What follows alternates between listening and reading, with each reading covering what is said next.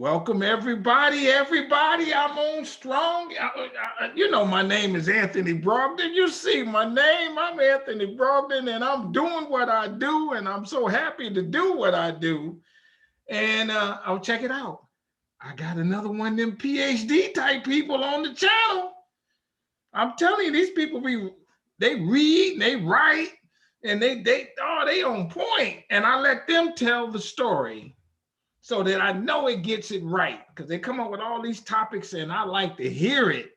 So do me a favor, and I'm gonna tell you this too. Subscribe to the channel and check it out. It's free. People be wondering how much it costs. It's free. I do this for free. I like doing it. So subscribe to the channel, like the video, hit the notifications bell, because I'm putting 3, 4, 5 videos up a week now. I'm rocking and I'm rolling. And then tell somebody about Strong Inspirations, because we come at you straight, no chaser. Oh my God. And do me one more thing. This is how I do make my living, to tell you the truth. I got this movie out. It's called Business in the Black, The Rise of Black Business in America. And one of the things that I'm talking with my guests about is some education for them slaves, how they get educated. And we talk about it in the movie. I name names. I tell you names of schools where they were getting the education from, like Dartmouth. That was one of the early schools. Ivy League, brothers and sisters going to Dartmouth. They're going to Oberlin. It's in the movie, 75 minutes long, and it's streaming on Amazon, or you get your DVD. And then I wrote a book on it because I like it so much, and I had so much fun. So it's titled Black Business Book. The movie got some interviews with people who family owned the business in the early 1900s. The book don't have the interviews, but it's got more facts, and it's more thorough in that regard. And so you want to get your copy, get both of them. And I ain't going to tell you how much it costs, but it's very reasonable. And both of them are on Amazon. Or if you don't mind, let's cut out that middleman, that guy who got all the money, the billionaire, and just go to my website at inspirationsbystrong.com, because everything I do is the word strong. Strong stands for strength, tenacity, resilience, and a sense of oneness, nobility, and grace. Oh, I think I got it covered. Oh man, I'm so excited about this sister. I found her somehow, and she was like, yeah, I'll do it. I guess she probably checked me out a little bit. You know how they do. Hey man, well, who this guy is, he come out of nowhere. It's not Oprah. So she wondering who I am. She checked me out.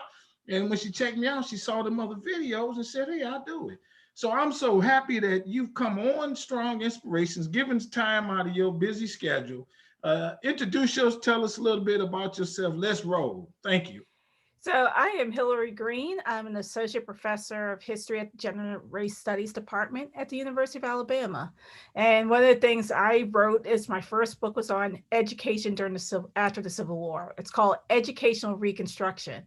And this is how everyday people coming out of slavery built the institution of public schools that the state would adopt as a system of schools in Virginia and Alabama and across the South.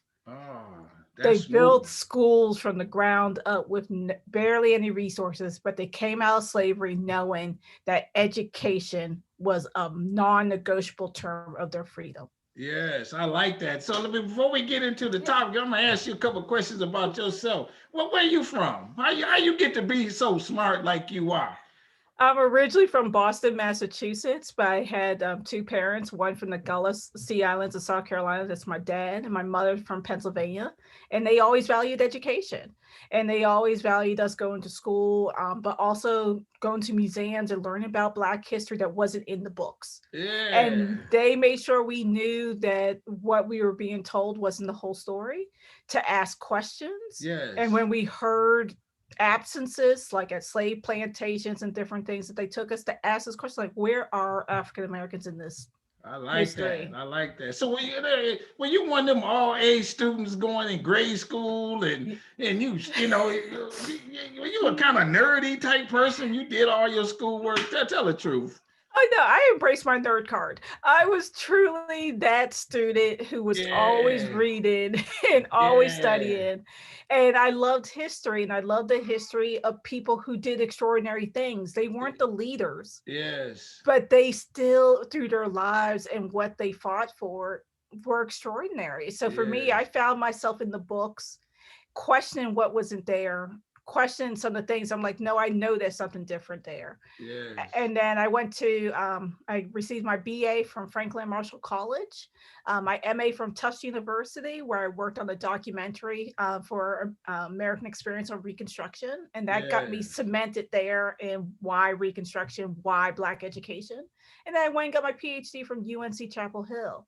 But it Ooh, was really that family introducing me to books, introducing me to communities, and a lot of my material come from family.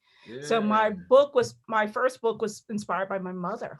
really. Oh, that's And beautiful. my current project was inspired by family stories heard on porches and at museums and other communities, African Americans telling me their story of the Civil War. Yeah. So it's family, even though I have education, those questions raised by people in my community help Okay. guide the research I do. Okay. Now, I'm not trying to get you in trouble with this question, but Alabama, I mean, whoa, is that kind of deep? You down there teaching Black history at the University of Alabama, which maybe some years ago, and we ain't going into no detail. They didn't even have Black students. I know they didn't have Black studies. So you expounding and you enlightening the community down there. Yes, and it's one of the things that being in the Department of Gender and Race Studies, something like that that does African American history and women's studies, you wouldn't even thought about that.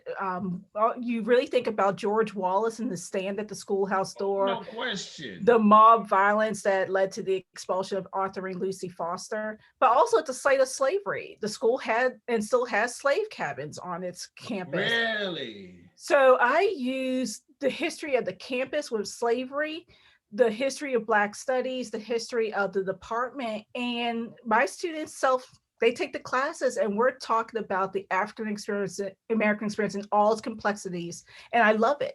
And so for me, I'm able to do something at an institution that was unthinkable Right. 50 Sure. years ago.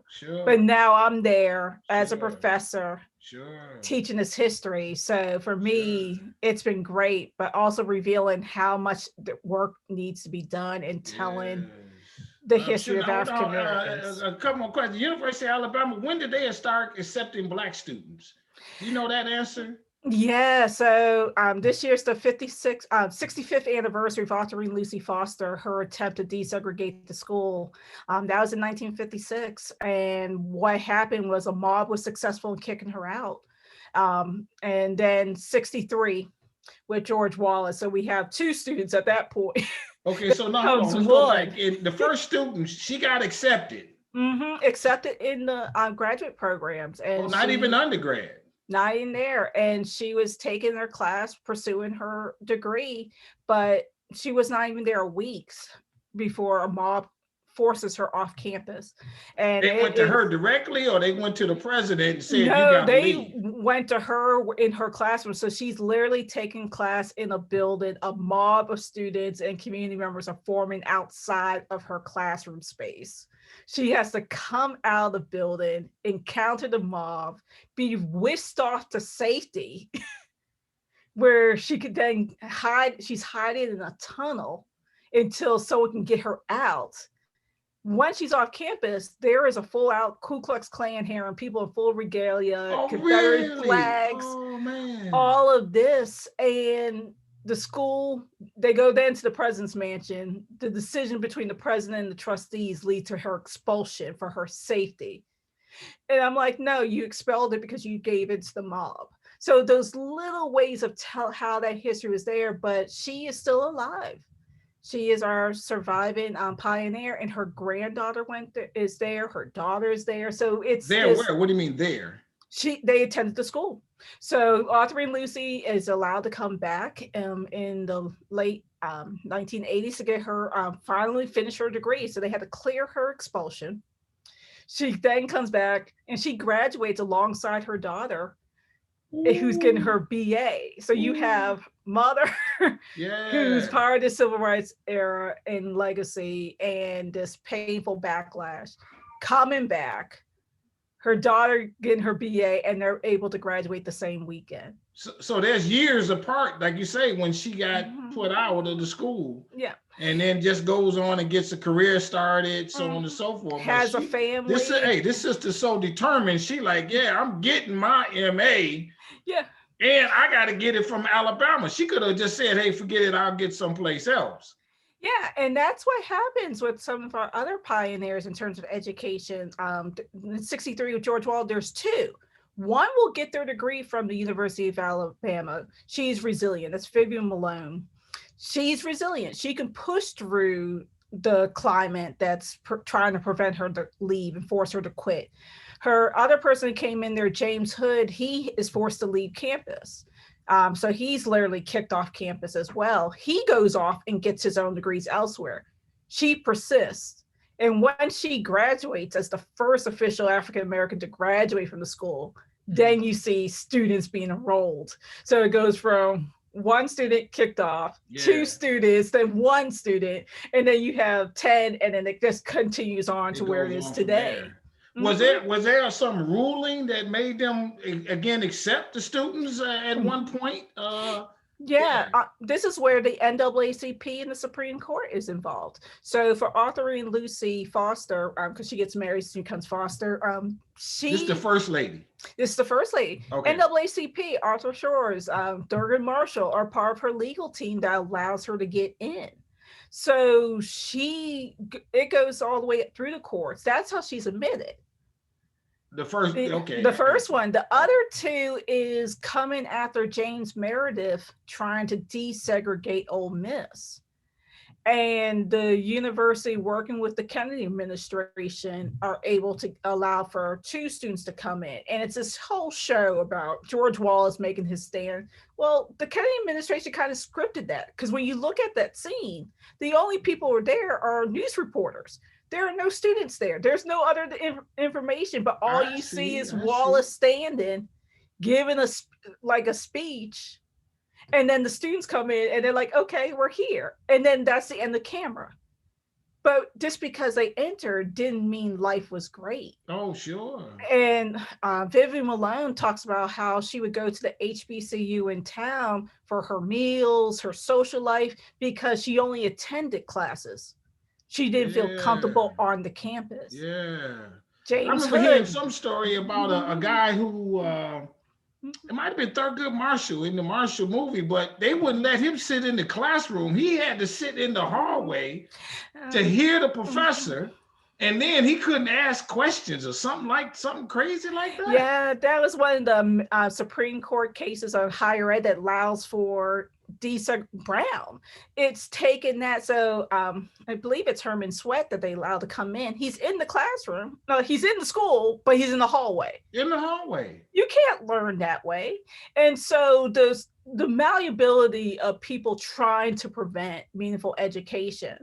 And one of the things I like about being at Bama, having that information there, it connects with my earlier stuff. Mm. Parents who insisted upon their children going to school.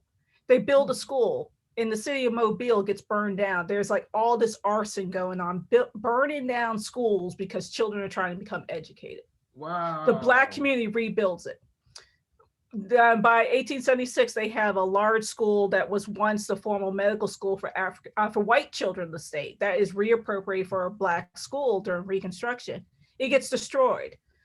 White communities, like the teachers who are in there who are white women, they're like, oh, they're mourning. The Black church is like, come to our basements. They quickly restore out and then rebuild. I And see. this is that resilience, that character, that driven, that allows for authoring Lucy. She came from a community that valued education, who made sure that she had the tools and the language, but also the spaces for comfort, the spaces to be Yeah, and yeah. to Now, survive. in my book, and in my documentary, I talk about how slaves wanted to learn how to read and write.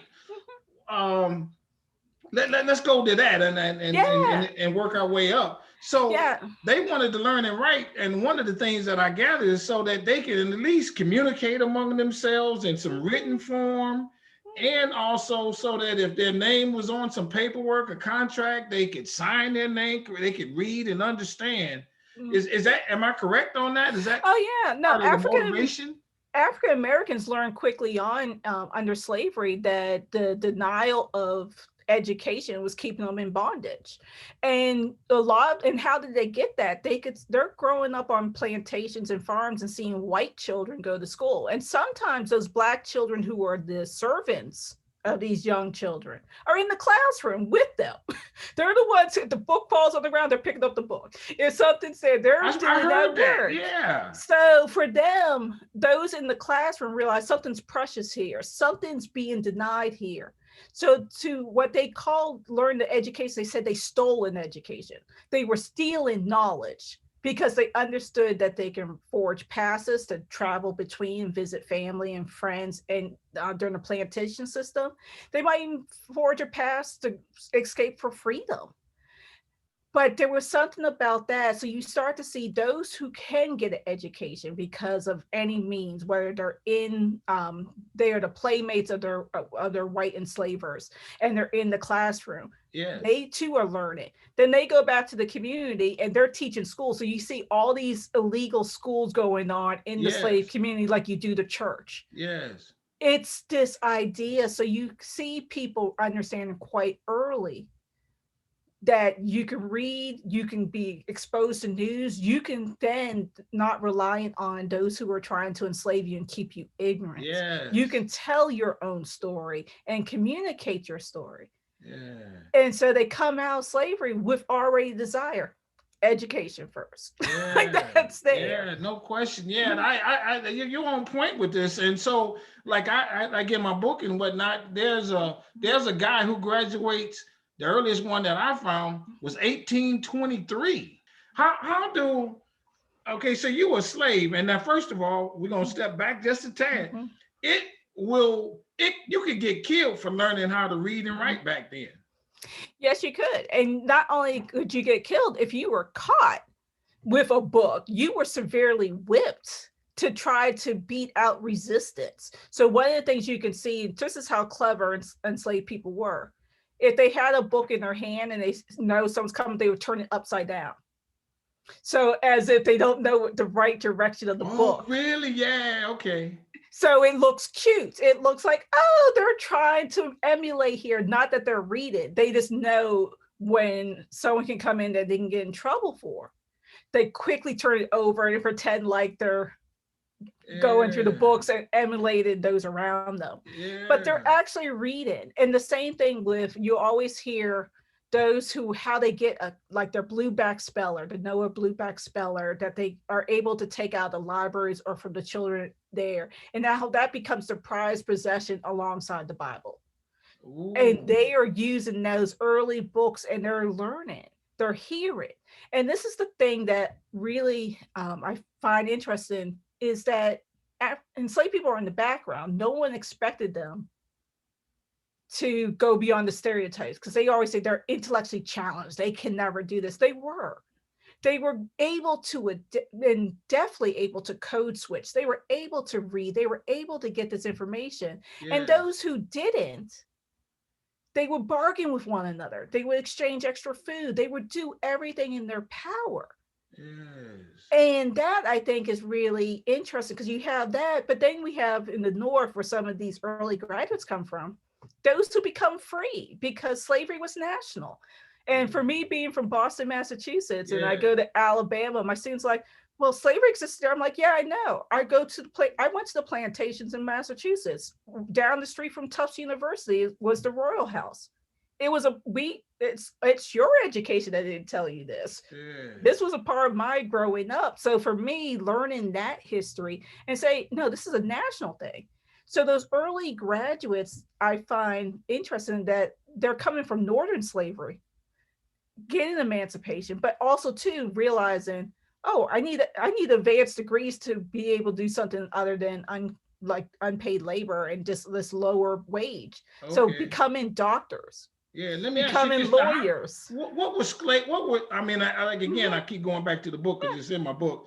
I mean, like there was an instance of it's called the floating freedom school. Mhm. You've heard of that, where a guy built a Yeah. raft and he floated Mhm. down the river and he taught people on the raft. There's a Yeah. there's a number of instances like that, secret schools during those Mhm. times. Yeah, and you see it there. You see the secret schools in the fields because women would have those long dresses and stuff with pockets, and you have books coming out. When they're taking breaks, they really are. They see it stealing time because they're stealing time from the enslaver. They're stealing time for their own liberation. And when they talk about running away, they used to say they're stealing themselves because of this. So it's all about how Yeah, do you break the system by yeah, going against, and they really felt empowered by it. And that's to say, oh, it's not widespread to everyone, yeah, but it's enough there that those are your first teachers in freedom. The yeah, first sure. African American teachers before any white missionary association came in, Yeah, before any one from the north, white or black, came down to the south. It's those who were educated previously, yeah. who had education. They're already teaching. They're out in the streets. They're cutting logs. I They're in got the you. I old got you. slave pens. Now, what? They are the teachers. Let me ask you this. What does Yeah, school look like?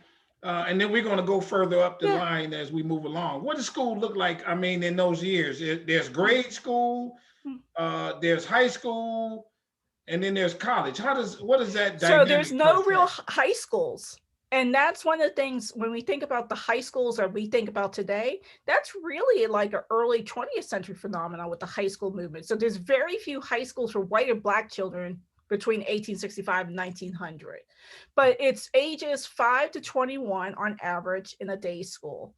They also have night schools for those who can't send their children or adults to go to during the day because they have to work. And then what you have are called Sabbath schools. So after church services, there will be school sessions. Right. So the space of where they learn is interesting. You're talking about a large open space, maybe 2 or 3 teachers with 50 to 75 people all trying to read. So you have those with a little bit of knowledge reading and helping their neighbor who's younger. So Yeah. so one of the things that I see is you early on before you can get like a permanent school building. They're learning the primary book readings and things. So how to read, so like Dick and Jane type of thing, but more of these are your words. This is how you construct sentences. And over time, it's progressive. So when you think about it, you're looking at between like kindergarten because you're young, so Right. you're got 5-year-olds in there, Right. sometimes a 4-year-old, Right. up to 8th grade, what we think of 9th grade today. Right. But then you have what's called normal schools. That's teacher training. So you can go to college and get a 4-year degree, or you can go get a teaching certificate at a normal school program. And that's where some of those early high schools for Black children are. They would be a high school with a normal degree. So when you came out, you could teach in the public schools. So you have these layers. But what I find it's interesting from the very beginning, slavery, African Americans were not satisfied just having obtaining knowledge. They wanted Black teachers. They wanted Black colleges. They wanted everything equal as white children had.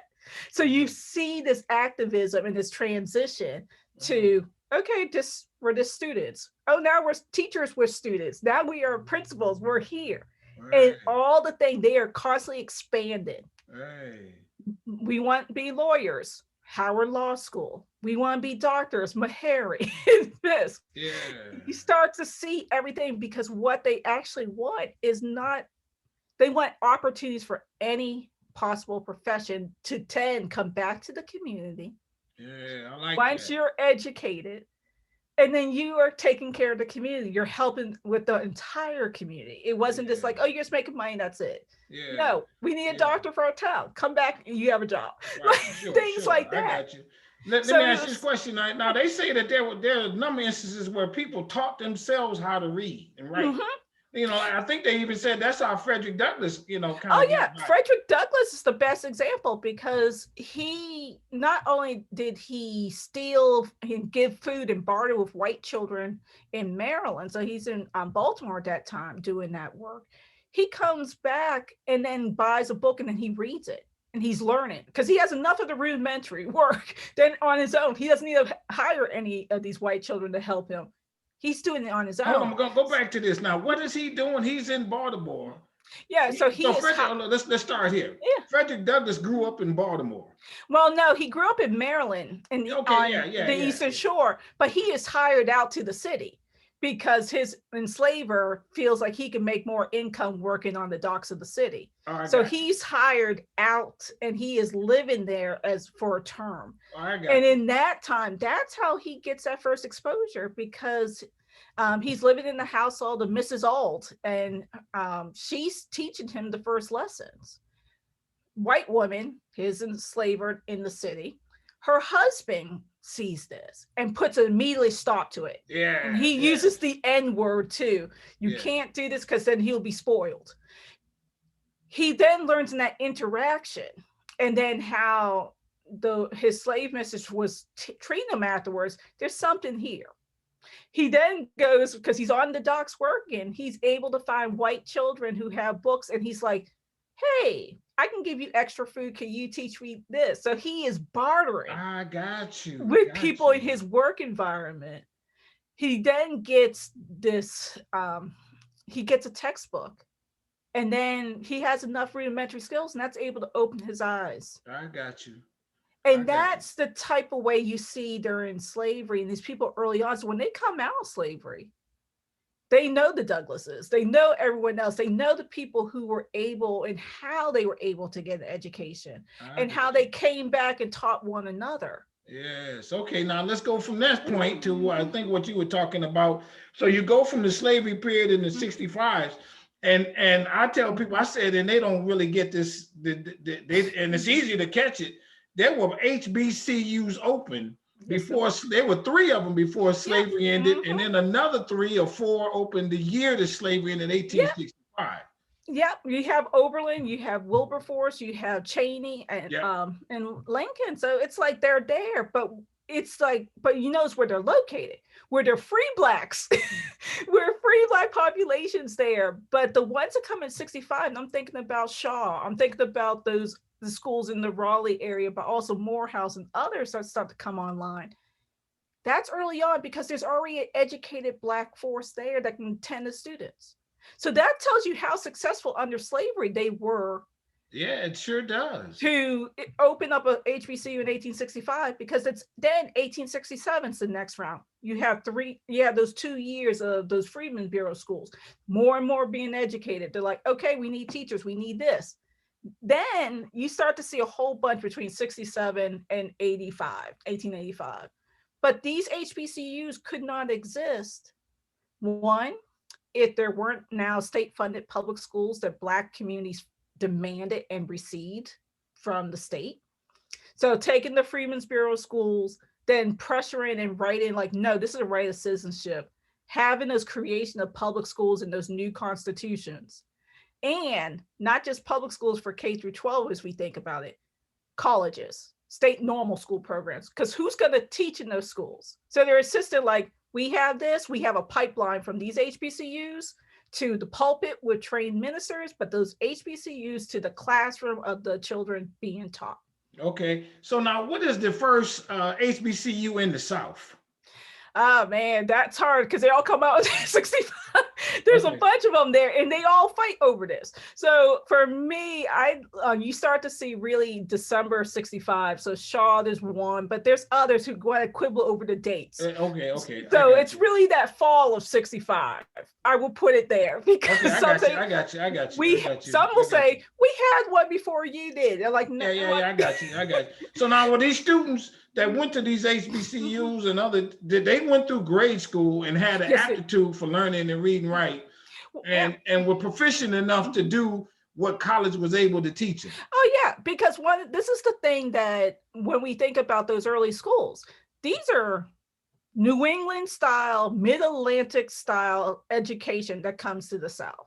Those are the ones who are teaching. It's not a subpar system of education. You can Oh, watch and mirror, because one of the things is they want self-sufficiency, they want full inclusion society. So when you look at those curriculum guides, they're learning in, especially even in the Freedmen's Bureau schools as they're going up, algebra 2, geometry. really? Yes. And so it's like, so when you have those lower grades, it looks consistent. But when you start getting progressing into those secondary areas where we would consider more high school curriculum, they are learning as well as what white children are learning at Oh, the time. really? Okay. Now I know I'm kind of jumping around here, and excuse me for that, my viewers and No yourself. problem. But what we didn't talk about is once slavery ended, the federal government had this Reconstruction period in its Mhm. freedmen schools, Yeah, and there this were is people that all were Reconstruction. This is what Reconstruction did. And we always talk about labor, we always talk about convict leasing, but the greatest legacy was education. When you look at over, Ronald Bouchard did a survey, over 11,000 teachers come south to teach Black children. You look at the literacy rates, you look at all of a sudden in these Reconstruction constitutions, public schools say, regardless of race, between 5 and 21, they create this infrastructure after these early schools. This is a Black idea that gets enshrined during this moment because it's after the Civil War. What do you do with slavery? And yeah. Black communities insisted education, this, and then So leave us alone. so if we look at the government and say the nicest thing they ever did for us, besides setting us free, was allowing us to get an education. Yeah, They did do that. That was a good concentrated effort in some respect. I would actually say yes, because one of the things the federal government did, it's not so much that they are like they're the ones in the classroom. They're protecting those schools from destruction. They're allowing teachers and students to go in and be a student for the first time. Children being able to be a child connected to go into school instead of working. Now, who was And the president at the time when this is happening? so you start with Andrew Johnson. He's right after Lincoln. He's right after Lincoln, but really it's Grant. So when you think about 1868, so after those new constitutions, it's really the Grant administration that you see this stuff flourishing, especially from the creation from freedmen schools to state-funded public schools to these HBCUs. It's a lot of that growth is during the Grant administration, both terms. Okay. And that, I think, this is a Reconstruction story and a slavery story, and how people coming out of slavery who demanded education, you can see how they pushed the federal government, they pushed and got capacity to bring in teachers from the North and the nation to accept them as possibly going to school. And Now, that education is a right of citizenship in this moment. And African Americans have the rights to go to school like any other white American does, whether it's for these lower grades to college, to professional schools. I got you. So they are pushing, and that constant pushing. And what happens now when we read the books, it comes out like, oh, this was a top down, and they were better. They were just happy to allow African Americans. No, it was African Americans pushing and demanding the rest of the nation to accept them and to accept their right to an education. Okay. Now, the other thing that we can go into is how the guy from Sears Roebuck, Rosenwald, yes. Rosenwald. I wrote a little book on. Hey, man, I told you I know a little bit about what I'm talking about. He created a whole bunch of stuff. Tell us a little bit about that story. Yeah, Julius Rosenwald is very interesting, especially when you think about the growth of education beyond the cities and beyond. And this is one white guy doing this. One white guy, and it's a good partnership that he has with Booker T. Washington. And this is where everyone thinks about Booker T. Washington, Tuskegee, which is important. And I love being in the state. But what he did with Rosenwald schools were so amazing, because he's convincing Sears and Roebuck guy to give money to build schoolhouses in the rural South. So the rural South is ignored in a lot of these things because they don't have the money. They don't have the school boards and people who want them to have an education. So this is what happens when you have partnerships that existed earlier that allowed for Booker T. Washington to go to Hampton with the American Missionary Association and then the state of Virginia. He continued that on by Jim Crow. He's like, you know what? We need schools here. The rural South doesn't have schoolhouses because states don't say they don't have the money. And one of the things that Rosenwald did was build a campaign working with Booker T. Washington, Tuskegee, and also other HBCUs to one, if the community raised half of the funds, they would match it. So then they can build, and they had plans for schoolhouses. Once that schoolhouse is built, Rosenwald, in partnership with the Jeans Fund, would supply your first teachers. And then you have this. And then all training those teachers in the opening of the schools came from Tuskegee and the HBCUs to help get this seed going for that. I got you. Yeah. And this is where you have HBCUs, philanthropy, and the community coming together. But when you look at what they were able to do and how Black education, especially in the rural South, not in the cities, it's the second major expansion after the 1865 moment of education. Oh man, okay. So now we gotta go. We gotta throw some dirt back on it though, sister. The dirt is now what the white folks do to try to stop all this and destroy this situation. Oh, this is where, sadly, Black success with education was so successful when states are disenfranchising African Americans. Mississippi is quite explicit in this, Alabama, Virginia. Their opening remarks were like, if we're going to remove Black men from voting, we have to address the schools because they could overcome any of these loopholes because of the success of them going and becoming educated, becoming lawyers. They could overcome any literacy test. So what you see in those constitutions that disenfranchise African Americans, and as one individual in Mississippi said, we can't have this continuing on to a second generation, so the grandchildren of the children of freedom. We can't have this anymore. So let's gut them. So funding slashed.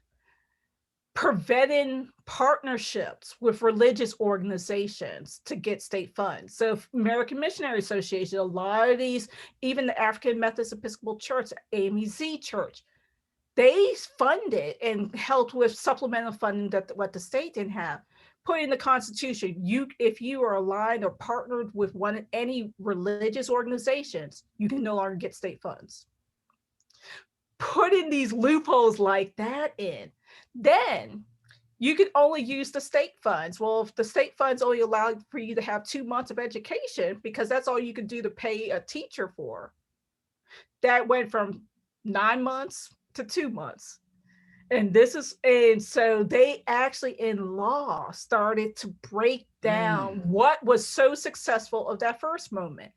The other thing they will do is say, no white teachers could be in these Black schools. It has to be only Black schools. And if you want to teach in these public schools, you have to have a normal degree or you can't get employed. And then they keep on raising the bar. You must have a 4-year degree now. Then in the 1950s, around the Eva Brown, you must have a master's now. And it's that systematic dismantling because of what came before was so successful. How do we overcome some of that though? What were some examples that they, we smart enough, we gonna figure out, okay, you move the goalposts, we gonna, what do they do then? This is where those partnerships with those HBCUs matter.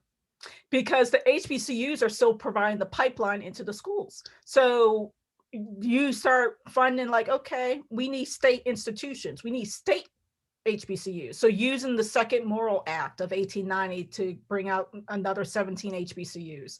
You start using federal dollars to build this pipeline to sustain this pipeline. And in those curriculum, preparing the graduates to teach anywhere.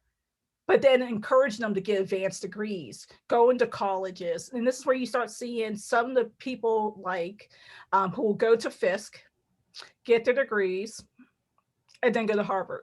They'll go everywhere else. And then they come back. And so for me, education activism comes in. So those who came through those school districts, who knew from the quality, because they're getting empowerment curriculum from the teachers who are in there because they got African-American teachers that their parents fought for. But the funding, this is where Black communities paid extra to their teachers.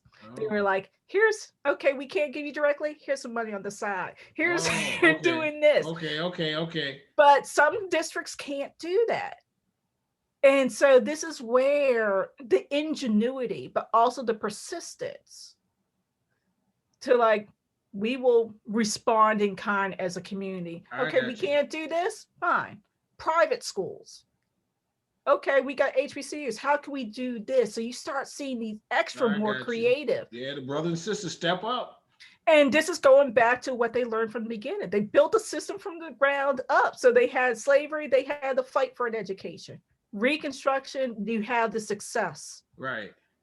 Jim Crow, some of those former enslaved people who are now older, Yeah. telling like, no, this is Okay. possible. And Right. this is where I think the resiliency and the persistence Right. and the ingenuity Yes. to overcome the Yes. limitations of the state. So now we started doing that, Mhm. and then you start running into the 50s and the stuff like that, where you get all Yeah.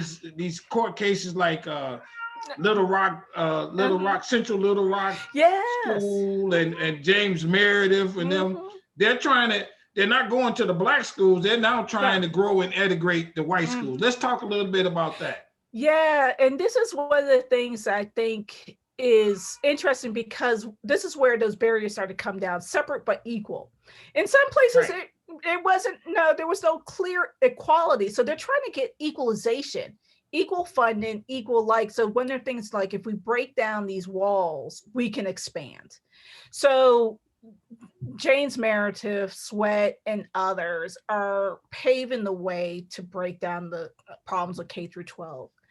And this is where I find that by integrating those pioneers in these spaces, we need to celebrate them on two levels. One, that they survived and could get into those spaces. And they were able to use the courts to break down these barriers and really concretely show the limits of the legislation, the funding, and segregation at the time. Right. But what I think we really need to think about them are those who survive and graduate. Because once they're in, they are battling every day, physically, psychologically, to be in these spaces. So going to school, especially the Little Rock Nine, they talked about every day, just walking the hallways, they're getting punched at, they're getting stuff spent on it, they're having tacks put on their chairs. So that persistence of this young generation to be those pioneers, they had to endure a lot. So just because they're in doesn't mean that's the end of the story, everything's great. But without them, especially, this is where I think being at the University of Alabama is so important. I could not be at that institution. Yes, right. My friends who teach at University of Mississippi, University of Georgia, couldn't be there without James Meredith or Charlie Hunter Galt and others. So because they paved the way, I can be there. Yes, right. I can be in those spaces.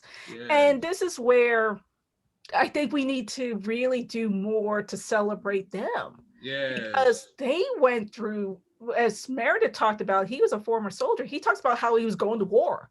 They were literally going to war every day to persist. And what they went through emotionally, and just going to graduation, some of them will say how they burned their books, they burned everything because they literally had to start anew. But if they didn't endure, we wouldn't be here. But the sad thing is, because of integration and these things, were the effects on the HBCUs that allowed for this. And now competition for Black students, but I still think the HBC mission and spirit, and also this early education is so important today because they still is the pipeline for so many industries. Yes, there you go. And I started my career at the HBCU. I taught at Elizabeth City State University. That spirit and that mission still value today. Yes. Is there some question I have not asked you that you want to, and do you have a book and that kind of thing as we come to a close? Yes, I am. One of the things that in studying this history and writing about it, I every day these were everyday people. who did things that we take for granted today. They fought so we could be here today and persist. And we need to understand their lives, whether they were children in the schools and how they progressed to become principals. They were committed to education. And because right now, one of the things with those Jim Crow era schools and what came in the 50s is this myth that African Americans never valued education. That is a myth based on lies. We need to study how these schools came about. Yes. So my book is Educational Reconstruction. You got a copy of the book? Can you show us? Not on me. Oh my God. Okay. Now what's the name of the book? What's the name of the book? It's called Educational Reconstruction, African American Schools in the Urban South. Okay. Published by Fordham, but it's available through Amazon, Barnes and Noble, and it's in paperback. And when you see the cover, you see a cover of a chalkboard, but then young African American children in the classroom. Okay. And it's those children who I talk about and their trajectory and how that was even made possible. Okay. It's everybody. It's going to be in the description. You get her book. And then take it to your kids. And when your son and daughter be watching more TV and not taking advantage of the opportunity, show them her book and what Black folks went through to get at education. I thank you so much for being on Strong Inspirations and spending time to share this with us. Everybody hit that subscribe button. I told you it's free. So if you don't have no hesitation, hit that like button on this video. Hit the like button on this video. Hit that bell because I'm putting up more stuff. Hit that and tell somebody, watch this. And you'll learn something about the resiliency of Black folk. That's what we got on today's show. Thank you so much. I want to say to you, my sister, I want you to stay strong. I want you to stay safe, stay on your grind. We really appreciate what you're doing. We're going to get that book and we're going to tell everybody about it. And hey, we out. Thank you so much. Have a great day. Thank you for having me. Thank you. Bye-bye.